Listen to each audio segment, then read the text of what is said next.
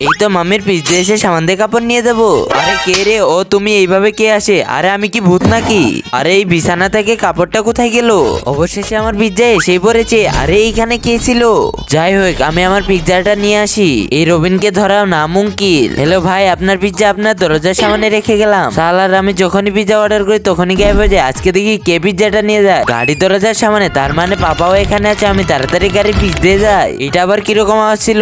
আর এই গাড়ি কেমনে সাফ হলো? আরে আমি তাড়াতাড়ি পিজ্জাটা নিয়ে ঘরে যাই। আরে কে যেন আসছে, তাড়াতাড়ি শুয়ে পড়ি। মনে হচ্ছে এই রবিনে আমার পিজ্জা নিছে। আরে আরে এ তো শুয়ে আছে, তাহলে এই পিজ্জাটা নিল কে? আরে মনে হচ্ছে মাম্মি আসছে, তাড়াতাড়ি লুকিয়ে যায়। তার আগে যদি তুমি মনে করো এই বিড়ালটা কিউট, তাহলে লাইক আর সাবস্ক্রাইব করো। এই পাপিটাকে দেখো, সে ক্ষুধার্ত আর ঠান্ডায় কাঁপছে, আর কেউ তাকে সাহায্য করছে না। তুমি যদি ভালো মানুষ হও তাহলে লাইক আর সাবস্ক্রাইব করো, আর কমেন্টে একটা হার্ট ইমোজি দাও। এই রবিনটা শুধু সারাদিনই শুয়ে থাকে, একে তো দেখাচ্ছি মজা। আরে এখানে তো কেউ নেই, আমি তাড়াতাড়ি এই দিক দিয়ে বের হয়ে যাই। আরে আরে একটু আগেই তো এখানে দেখলাম, তো ফির কোথায় গেল?